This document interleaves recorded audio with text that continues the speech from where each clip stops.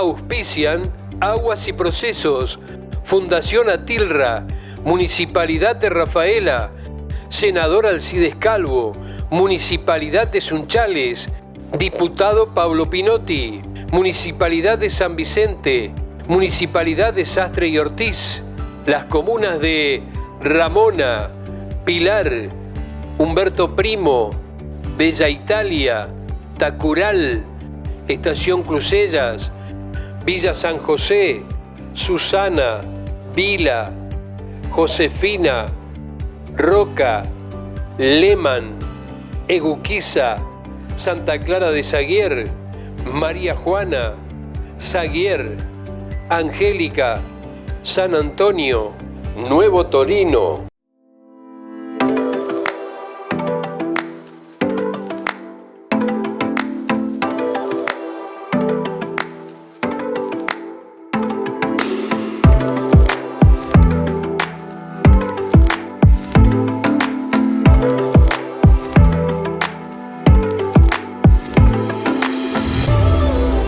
Bienvenidos y bienvenidas a una nueva edición de Ser Es, este programa en el que abordamos los desafíos medioambientales que tenemos hoy como sociedad. Y hoy vamos a hablar de un tema particular. Hablaremos de lo que es la arquitectura bioclimática, de cómo adaptamos esos espacios que habitamos a diario frente a las consecuencias que tiene hoy la crisis climática, como por ejemplo la variabilidad de las temperaturas. Sobre todos estos detalles vamos a estar hablando hoy en este programa.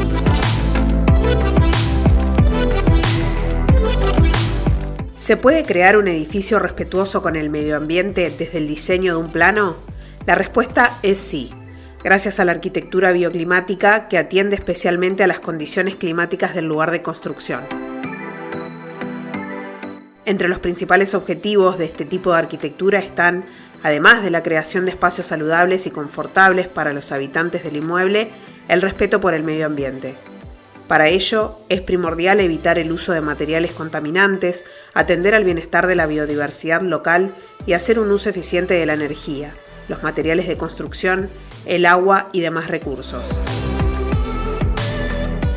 Los edificios bioclimáticos utilizan estrategias de diseño y uso diario que contribuyen a reducir su gasto energético. Este tipo de edificaciones supone el uso de una serie de elementos y técnicas constructivas que contribuyen a mejorar principalmente la eficiencia energética. La orientación, el tamaño, la altura, la extensión e incluso el color de las casas son algunas variables a tener en cuenta al momento de planificar un inmueble. El uso del agua y vegetación es clave en las latitudes más calurosas. Se utilizan árboles, enredaderas, jardines verticales, tejados verdes y otras técnicas para reducir el calor del sol. El calentamiento global se hace cada vez más complejo y es necesario adaptarnos a una variabilidad de temperaturas inusual en determinadas épocas del año. Una alternativa para mitigar el impacto es considerar a la arquitectura bioclimática como una medida necesaria en pos de mantener un ambiente estable dentro de cualquier tipo de infraestructura.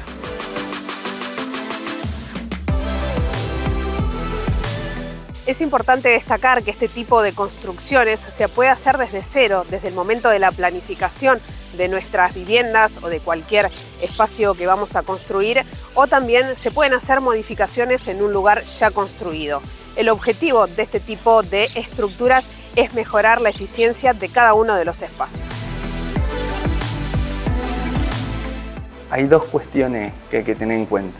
Cuando uno trata de hacer una construcción desde cero, bioclimáticamente es muy potable hacerlo porque se tiene los condicionamientos para poder realizarlo mucho más palpable o más accesible que una construcción que ya está realizada. En cuanto en el proyecto es donde se pueden tomar las decisiones más importantes sin tener un impacto económico como lo tendría una construcción ya realizada. Claro. Por eso en una construcción nueva, teniendo las observaciones y los conceptos básicos de una arquitectura bioclimática, se pueden desarrollar estrategias más acorde de la zona y teniendo también como objetivo la parte económica. Debería ser más accesible, porque ese es el sentido último que tiene la arquitectura bioclimática, hacer accesible estas herramientas para mitigar o minimizar el impacto que tienen las inclemencias climáticas en la propiedad. Después, si no es necesario, porque esto tiene un margen o un rango de actividad, si se necesita, por ejemplo, tenemos 3 días de bajas temperaturas, afrontar eso sería de retardarlo lo más posible y al aplicar sí o sí tecnologías o herramientas para poder calentar el ambiente que sean lo menos necesario. Claro. Y en cambio, con una construcción ya realizada, lo que se debería hacer de antemano es un estudio para ver realmente por dónde tenemos esas variaciones de temperatura, dónde tenemos las zonas donde tenemos mayor ganancias solares o ganancia de energía. Nosotros trabajamos más en energía que en solar. Y dónde tenemos la mayor cantidad de pérdida. En eso tratamos de buscar el mejor balance para lo que pueda responder esa determinada casa con una determinada disposición en el terreno. Y ahí hacer los ajustes pertinentes para poder obtener el mejor eficiencia energética de esa construcción.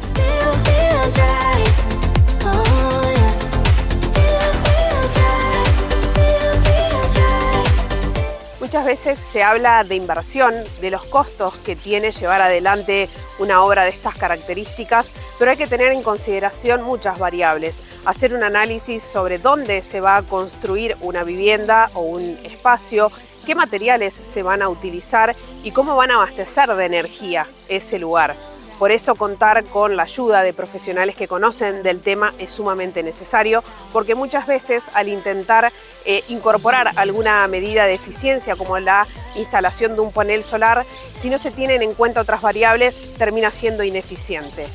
El costo seguramente es un poco más elevado al inicio, pero en el largo plazo termina siendo muy beneficioso.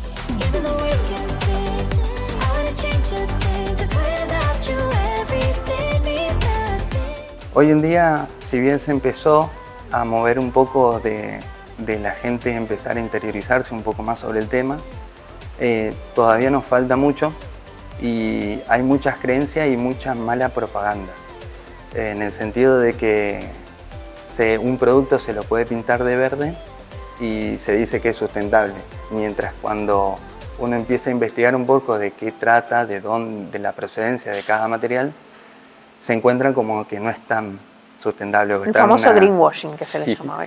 Está en una línea muy delgada.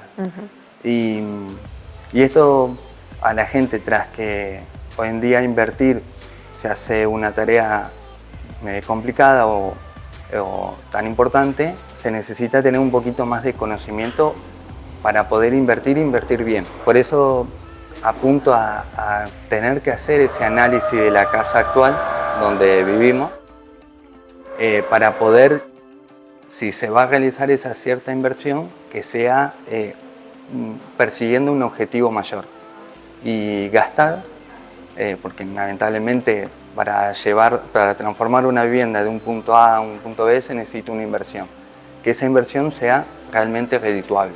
Y segundo es también hablar de, cuando hablamos de inversión, hablamos de un costo inicial, un costo de mantenimiento y un costo de uso. Y la mayoría de la gente se queda con el costo inicial. Entonces sí, en el costo inicial es elevado, pero en el costo de mantenimiento y el costo de uso es muchísimo menor que la casa tradicional, con el plus de tener el beneficio de ser atérmico, saludable, porque hoy las construcciones con este tipo de arquitectura bioclimática se puede decir que es saludable. Le digo saludable en cuestión de que una vivienda debe tener presencia de luz solar, sí o sí, por una cuestión de salubre, bien una buena ventilación y rodeado de verde, ya sea jardín, parque, alrededor de la construcción. Si no se tienen esos 3 puntos, la eficiencia que puede llegar a tener esa casa es ineficiente.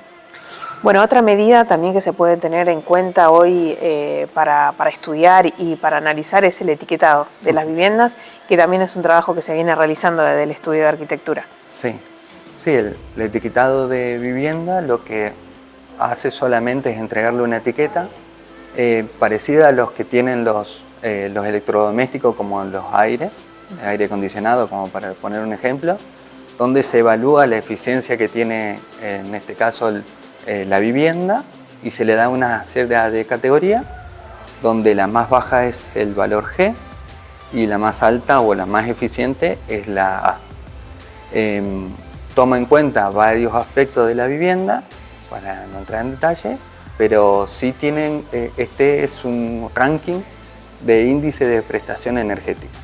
Cuanto más eficiente es la casa, mayor es el valor de etiqueta, sería el valor de letra, por así decirlo.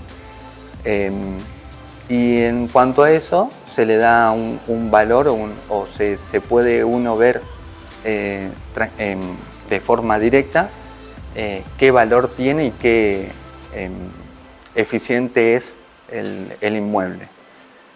Actualmente las casas tradicionales, como se están produciendo en la región, de modo tradicional, está teniendo un valor de etiqueta central que es la E.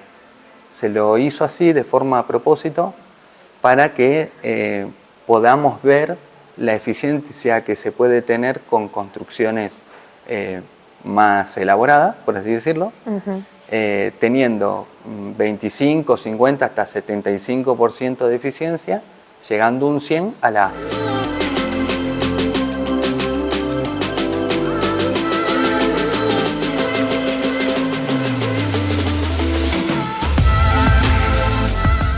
¿Qué pasa en el mundo con este tipo de infraestructuras bioclimáticas y qué relación tiene con la crisis climática? Si hablamos de la Unión Europea, por ejemplo, en este continente se importa más del 50% de la energía que consume cada uno de los usuarios, y un detalle no menor es que allí la energía no tiene un subsidio como sí lo podemos ver aquí en nuestro país. Por eso el usuario tiende a mejorar los hábitos de eficiencia energética y es un auge este tipo de construcciones. En Barcelona, por el costo alto de las energías, y allá en las construcciones ya son existentes, tienen una gran plaza de construcciones ya existentes y con avanzada edad. No hay la posibilidad de tener, o son muy pocas las propiedades nuevas que se pueden realizar. En las ciudades prácticamente dicha es eso, de transformar un inmueble que hasta hace poco era con un determinado uso, a cambiarlo y a realizarlo en otro uso, transformarlo. Y en esto es muy importante la eficiencia porque necesitan contener lo más que se pueda la inversión que hacen ellos en energía. Es muy caro. Claro. En cambio en nuestro país, si bien todavía tenemos subsidio y la energía, gracias a Dios, todavía no es tan alta, creo que por eso se está relajando la gente tienen también otros problemas de la cual de ponerse a pensar antes que en esto. Pero un día de eso va a llegar, y va a llegar más temprano que nunca, que tarde, y ya se debería uno empezar a replantear de tener una mejor eficiencia en sus hogares para poder paliar no solo la situación climática, sino la parte económica.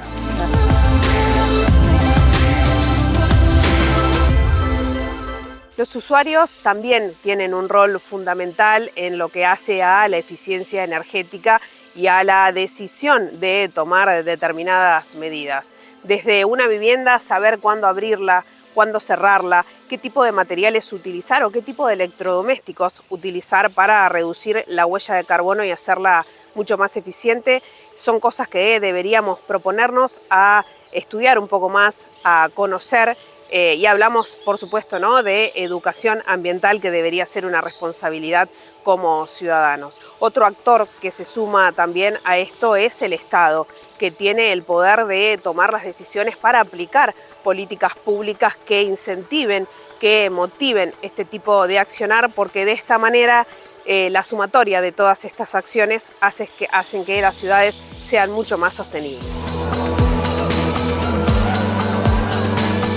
El rol del Estado yo creo que es clave por una cuestión de incentivar, de empezar a empujar a la gente a buscar estas alternativas. Si bien en el mercado hoy en día hay muchas cantidades de materiales, pero volvemos a lo mismo. En la parte comercial hay veces que con un material pretenden solucionar toda la problemática que puede llegar a tener una vivienda. Y creo que ahí también es donde se comete el error, porque deberíamos estar pensando en asociarnos a empresas para entregar una solución más integral a la vivienda, ya que es una inversión, se ha puesto bastante deseable y muy cara. Santa Fe fue pionera en lo que es certificación de vivienda. Ahora se planteó a nivel nacional, se está trasladando ahora la certificación, en vez de ser solamente provincial, que cada provincia tenga la suya, ahora se está cambiando a un nivel nacional, lo cual es muy bueno. Se está trabajando mucho y ahora solamente el beneficio que puede tener una casa ya etiquetada es el beneficio de tener un porcentaje de descuento en lo que es el impuesto inmobiliario. La idea es empezar a presionar un poco más o a tener un beneficio, un plus más, que es de empezar a comparar estas viviendas con respecto a su eficiencia, de que tengan la que tiene mayor eficiencia sea más valorada y las que menos, obviamente, o se tendrá que adecuar a la nueva demanda o se quedará en un valor inferior. Pero eso es lo que se va pretendiendo en los años sucesivos. Claro. Lo que también se quiere perseguir es, como hablábamos hace unos instantes de la palanca que puede tener el Estado, es que a nivel de vivienda social se potencie y sea exigido una etiqueta de valor C. Si estamos en una construcción tradicional que estamos en la E, sería un 25 o un 50% de eficiencia con respecto al tradicional.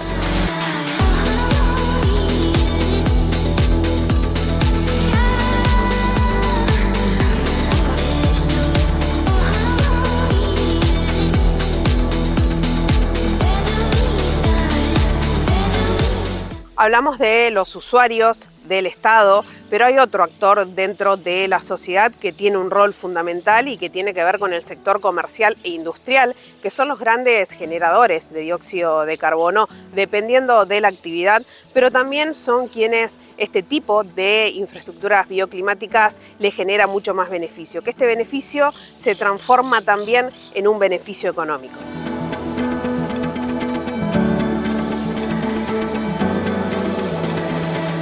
En el sector comercial es distinto a una vivienda tradicional por una cuestión de que el gasto en una vivienda se lo lleva la capacidad de calefaccionar o refrigerar el ambiente, de climatar la vivienda.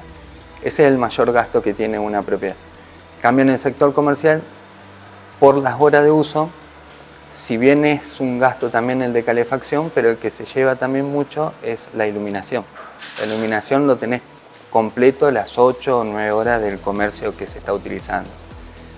En ese caso sí sería muy beneficioso la aplicación de paneles solares, porque la energía que se está generando, que es durante el día, directamente se puede distribuir a la iluminación. Y teniendo una eficiencia, un informe técnico sobre eficiencia energética, eso sería bastante fácil de realizarlo y de tener un recupero económico en lo inmediato. En cambio, en una vivienda es más a largo plazo esa inversión.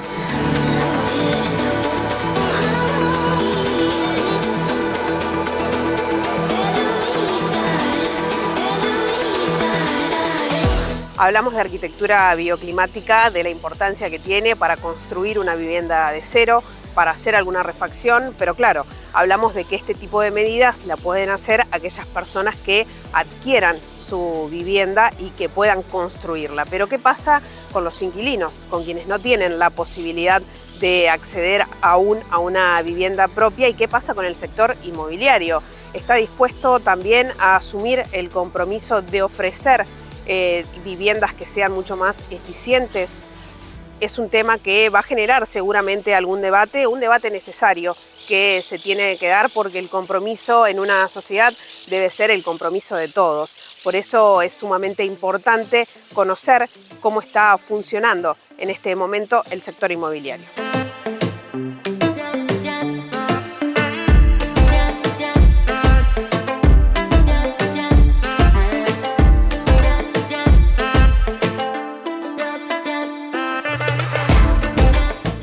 Yo creo que la primera medida sería cuanto antes empezar a tener una ordenanza en la cual se pueda incrementar un poco la transmitancia térmica, tanto en muros como en cubierta, como lo tiene Rosario.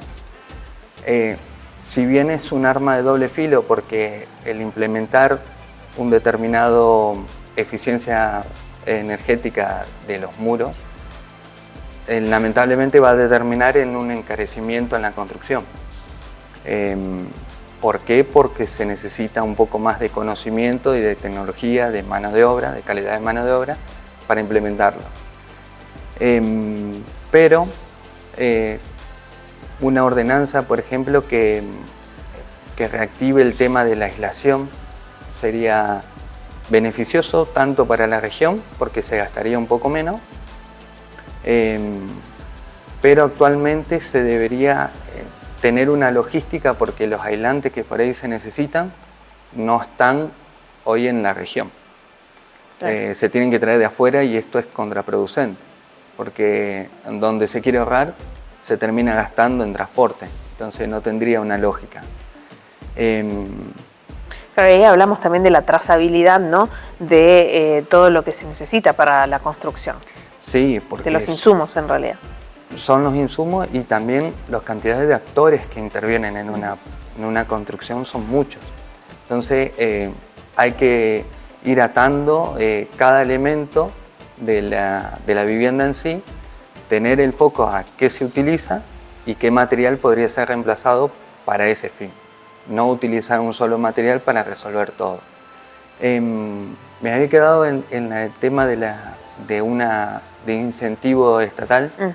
Sería bueno también premiar, por así decirlo, el que pueda construir una casa bioclimática, de premiarlo con algún incentivo en cuanto a impuestos o premiarlo con un plus en el FOS, utilización del FOS y el FOD. O sea, pequeñas acciones que aún lo puedan utilizar para empezar a mover este gran engranaje que hoy lo tenemos medio parado.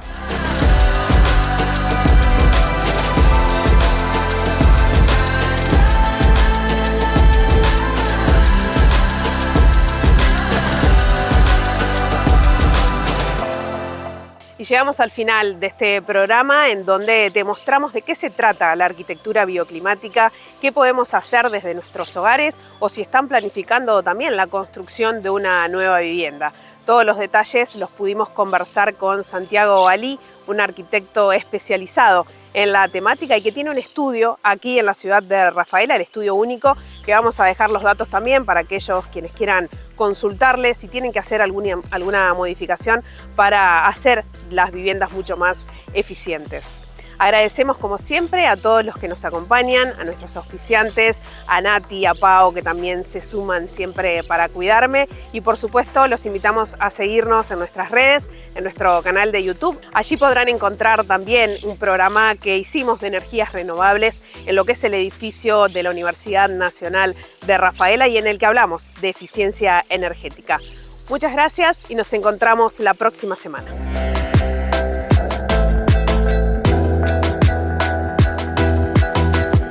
Yo lo veo como el Estado me gusta de esa manera, presente, o sea, si bien estaría bueno que la parte privada se mueva, pero convengamos que si no hay demanda, la parte comercial obviamente se queda atrás y es entendible. En cambio, en el Estado sí es mucho más fácil traccionar y que todos lo sigan. Entonces, claro, me parece hubiese sido un buen puntapié inicial para empezar a comenzar a tener estas actitudes, claro, sustentables.